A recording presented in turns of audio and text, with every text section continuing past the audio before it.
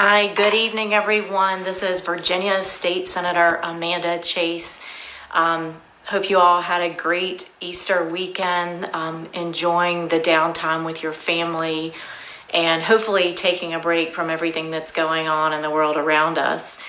I just wanted to call your attention to something that I want you to be looking for tomorrow. Tomorrow, Governor Northam has announced that he has a big announcement at 2 o'clock. And I have my predictions as to what he is going to say. Initially, I was thinking that he was going to take one of his executive orders and make it in agreement with the second one, extending the executive order until June the 10th, so that both of his executive orders were in alignment. But now, based on what I'm seeing yesterday, I think I'm going to share with you a different opinion. Yes, as you all know, Monday, Wednesdays, and Fridays, state legislators have a conference call with the governor's administration, Secretary Moran, Secretary Kerry, and others. The governor is not on that call, by the way. And in that discussion, we were told that there would be a big announcement at 2 o'clock on Wednesday. We were not told what the announcement was going to be, just that it was a big announcement. So then I found out that the press had been briefed earlier that day. Not legislators, but the press. And not legislators, I just want to emphasize that.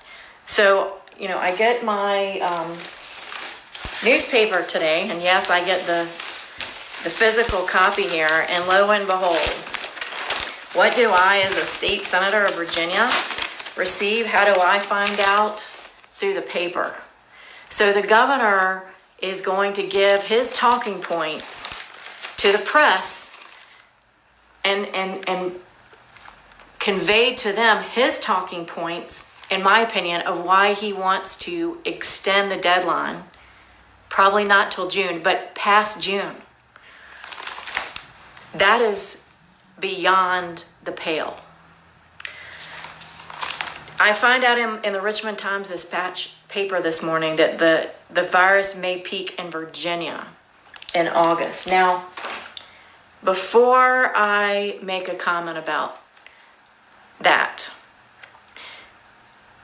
I am questioning why this current governor is not heeding the healthcare experts from across the country that have come up with the conclusion that Virginia would peak in late April. I mean, even the governor who initially set the June 10th deadline, which we knew had to do with the June 9th primary. We know that. We called him on it, okay?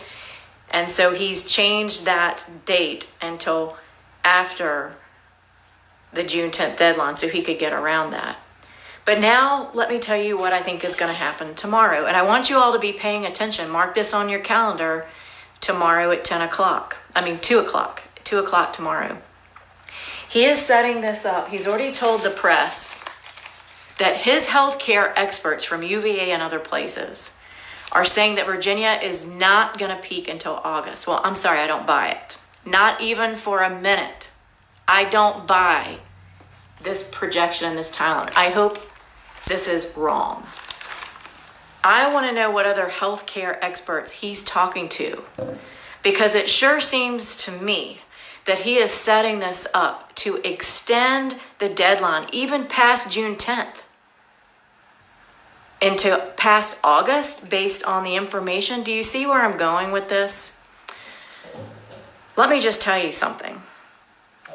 This governor is not looking at the entire picture. And I'm really suspicious. We have all of these egregious laws, which he signed into law. Remember, the General Assembly met from January until March, and we finished our work then. And the governor had till midnight this past Saturday to finish signing all of the legislation that passed the House and the Senate. Everything from the restrictive gun laws, attacks on your Second Amendment, attacks on your First Amendment, attacks on life, allowing voter fraud by getting rid of the voter ID laws. He is set it so that when all those laws go into effect July 1 and you're angry and you're upset and you want to storm the Capitol, he's setting it up, mark my words, I hope I'm wrong, that you can't go out and protest because Virginia will still be under his executive order. Do you see where I'm going with this? I hope I'm wrong, but I want you to be paying attention because I know you're all busy trying to resume some type of normal in your lives, and you must pay attention tomorrow at 2 o'clock. Remember, he's only told the press his talking points. He hasn't told we the people. He hasn't told his colleagues. He hasn't told the Virginia legislators who represent you, the people. He's only told the liberal press and the liberal media so he can push out here to the people, hey, Virginia's not going to peak until August. So that he can implement a stay-at-home order past August. Well, let me just tell you, people aren't going to stand for that. He's going to be lucky enough if he gets away with the June 10th deadline because we've already seen a peak in Virginia. And even in the Virginia Department of Health, they're saying that Virginia is stable and evening off. But I want to make another point here. They're saying by staying at home, we are slowing down the curve. So we're delaying the inevitable is what I'm reading into this. Delaying the inevitable. You know, this is what makes me really upset here, is we're not taking into account the big picture, the economy. You all are wanting to go to work, but you're unable to go to work. And you're still waiting, if you're a small business owner, still waiting for that check to come in that was promised weeks ago. And it's not here. People are filing for unemployment like never before. People just want to go back to work.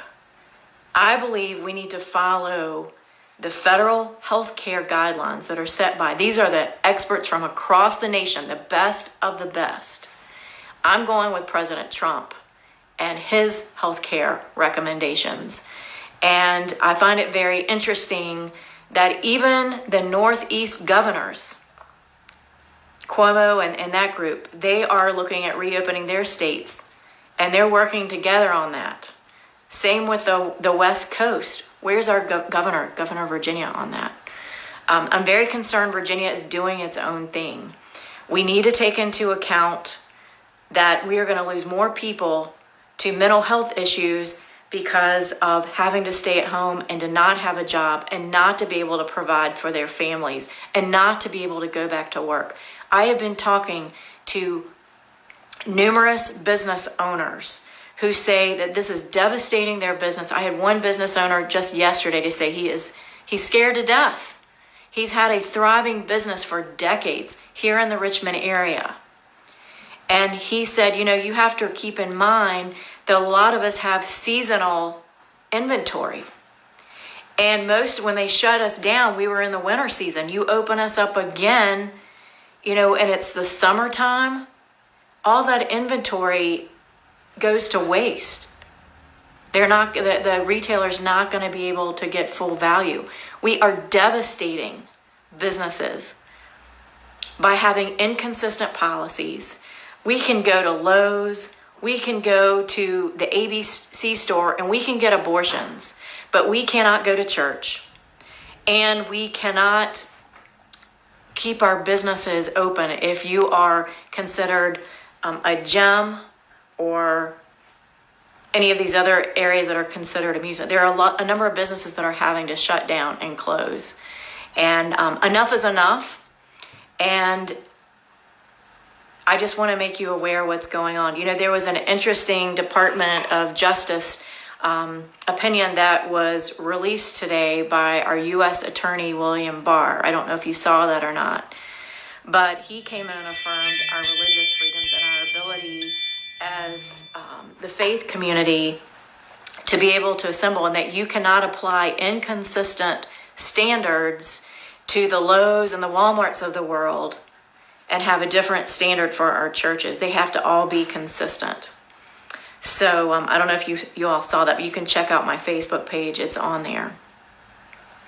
Anyway, I just want to make sure that you all are paying attention tomorrow, 2 o'clock.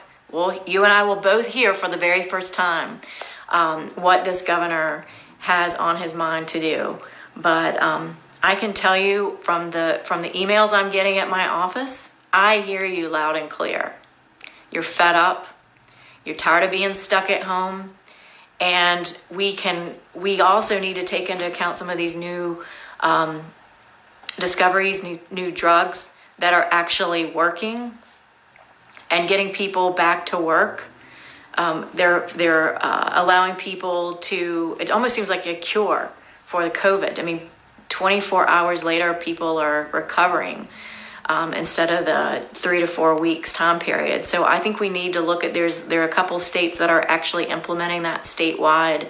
We need to be creative as Virginians, and we need to look at these drugs. It's probably going to still be a year for these vaccines. And listen, I don't want them to rush a vaccine.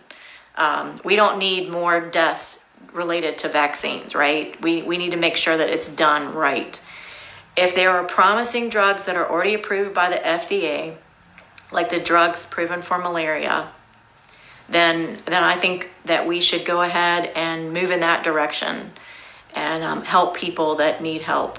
So anyway, I'll have more comments tomorrow, but I just really, for now, want to tell you all, pay attention tomorrow, 2 p.m., tune in, hear what the governor's going to say immediately after I will have my own comments. So anyway, take care, you guys. Have a good night. God bless Virginia.